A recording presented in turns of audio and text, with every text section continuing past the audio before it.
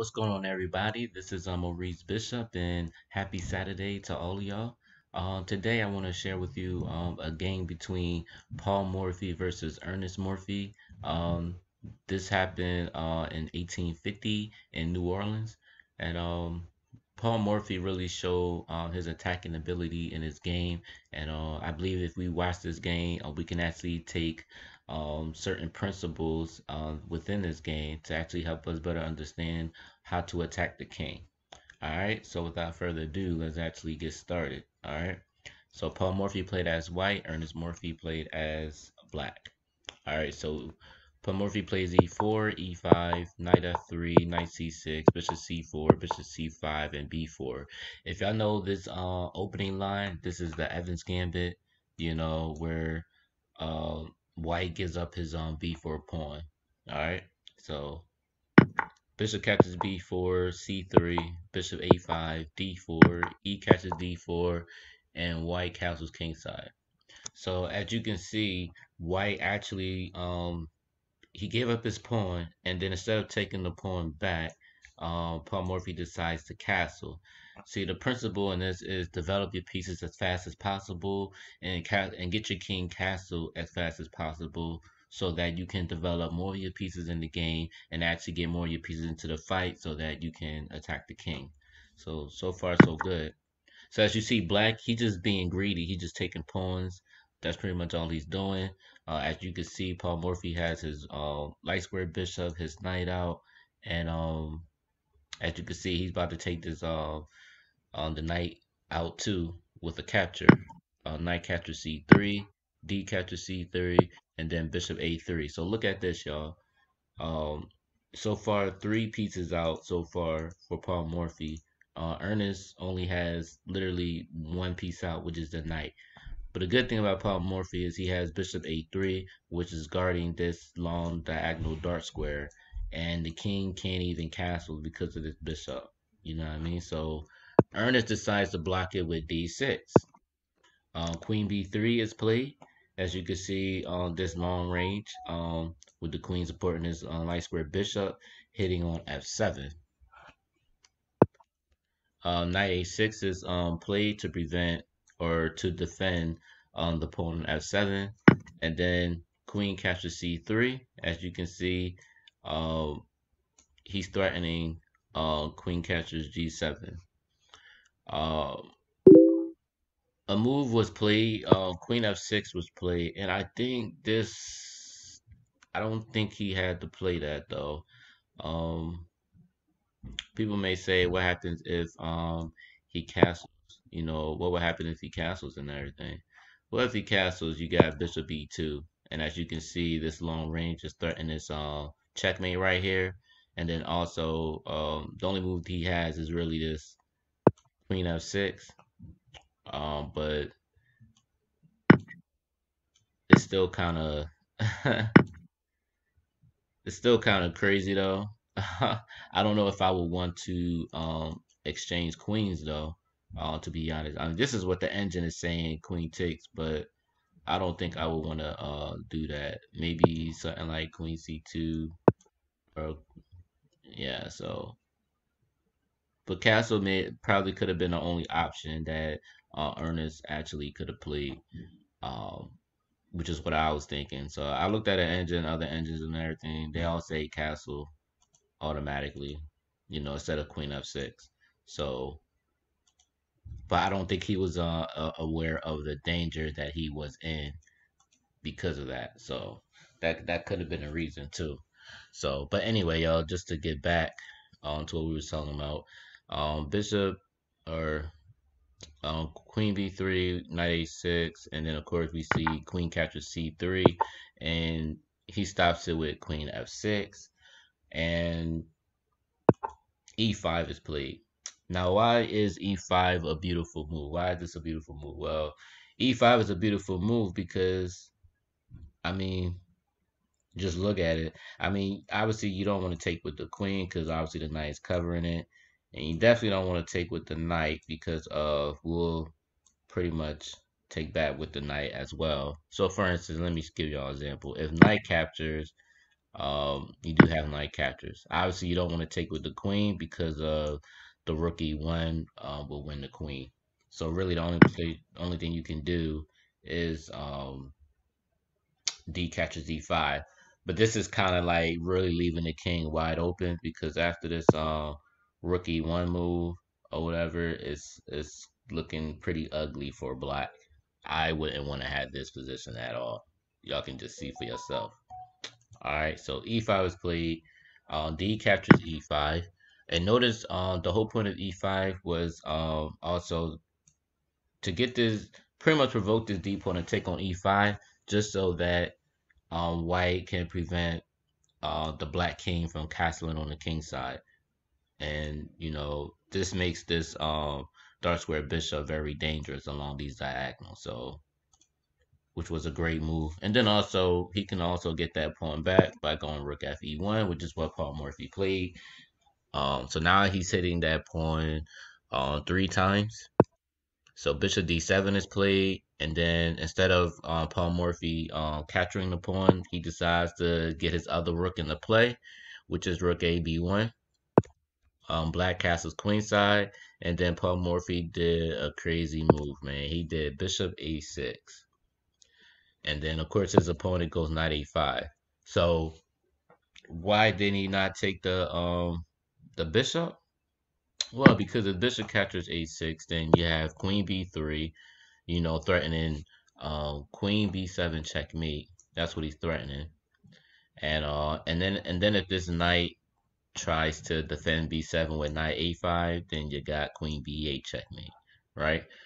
But let's say he goes bishop g4, at least the king can go to d7, you know, as you can see, that's his escape square. But the problem is after queen b7 check, king d7, rook b to d1, king e8, rook captures d8, and then if king captures d8, then queen a8 check, king d7, rook e to d1, knight d4, queen d5, king c8, queen a8, king d7, and this would pretty much be a perpetual, which probably would have been the best one if black played it right. The other thing about this, if king c8 goes back here, y'all probably thinking, well, he has knight catches e5, threatening queen a8 checkmate. The only problem with this is queen b6. So now that black is defending on that side, the white rook is also being threatened as well. So in order to like not lose, this would have to be a perpetual check that white will have to do, because after that is really nothing he can do after that. Now, after that, rook catches d8.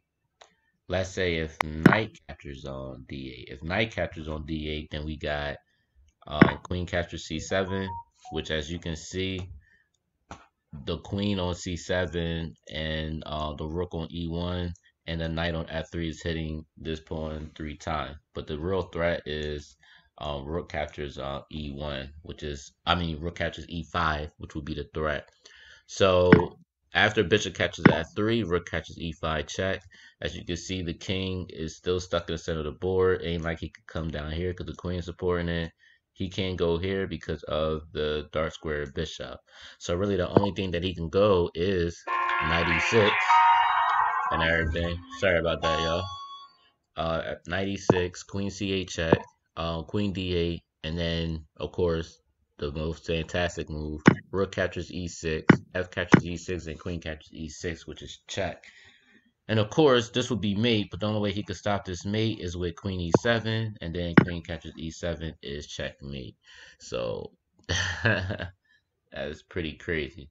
But that's the variation if he decides to take that that bishop on a6.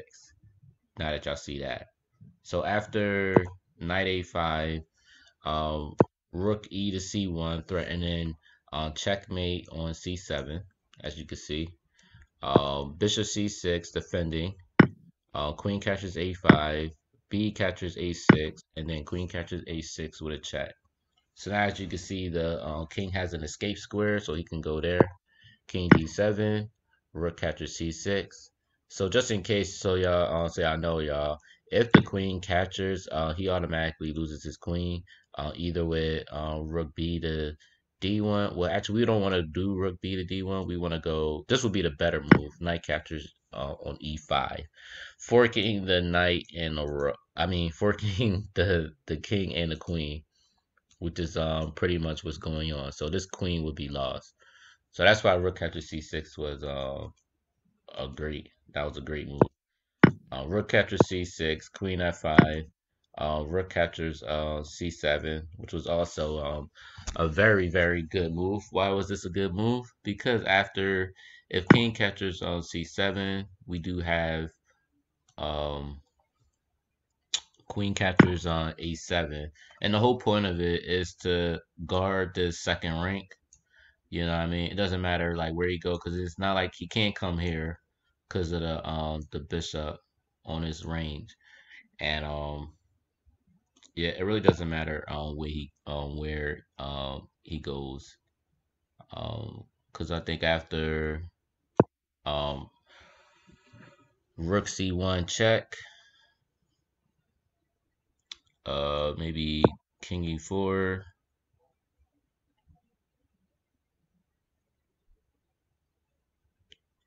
You do have queen b7 check. Maybe not that one. Hold on, y'all. Maybe not that.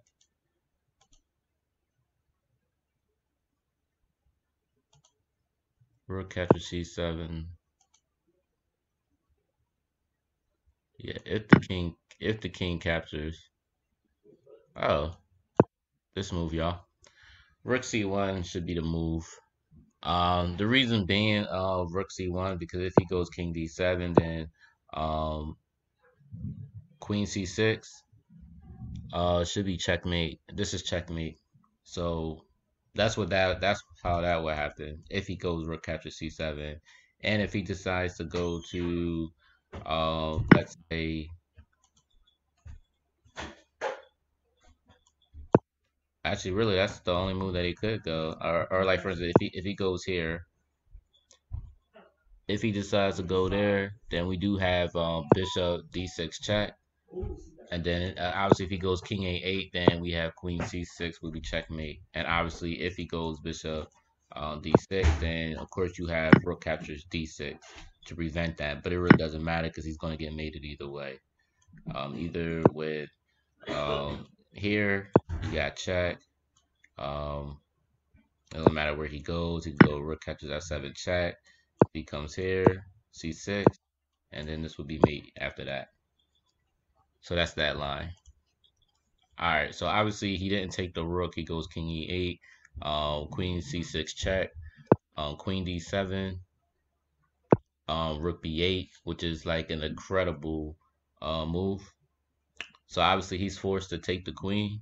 Queen captures c6, rook e7 check. As you see, this dark square bishop is supporting his rook on e7, so the king can take. And then after the king goes to f8, then as you see, this rook is left undefended. And then rook captures d8 with a check, queen e8, and then rook d to e8 checkmate. So yeah, guys, there you have it, Paul Morphy with a beautiful romantic checkmate at his time.